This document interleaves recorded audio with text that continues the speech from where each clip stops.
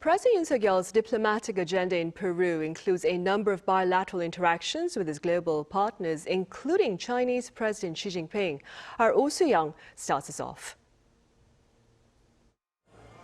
President Yoon Suk Yeol will hold a bilateral summit with Chinese President Xi Jinping on Friday and set out ways to enhance trilateral cooperation with the leaders of the United States and Japan amid various geopolitical changes in recent weeks.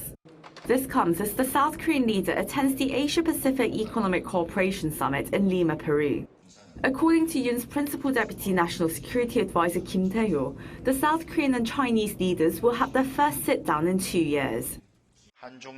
Since the Korea-Japan-China summit held in Seoul in May, both South Korea and China have expanded communication and exchanges at various levels.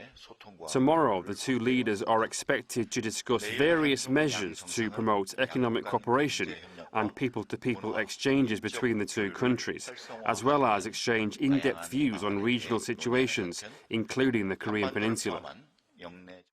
Also on Friday, Yoon will hold a much-anticipated trilateral summit with US President Joe Biden and Japanese Prime Minister Shigeru Ishiba.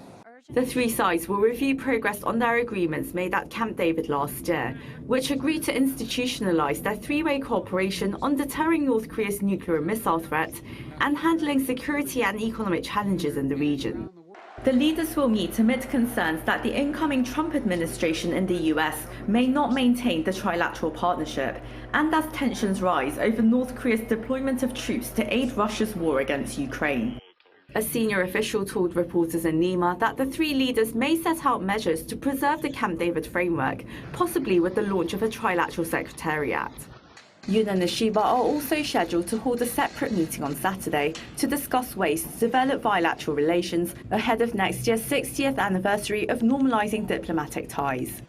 While Yoon's office is arranging a one-on-one with Biden, the official suggested a meeting with President-elect Donald Trump is likely to be difficult in the coming days, as it has been less than a fortnight after his election, and as the incoming administration is currently focusing on domestic affairs. During his 8-day trip to Latin America, Yoon will hold summits with the leaders of Peru, Vietnam, Brunei and Canada, and likely call for solidarity in curbing North Korea's military cooperation with Russia.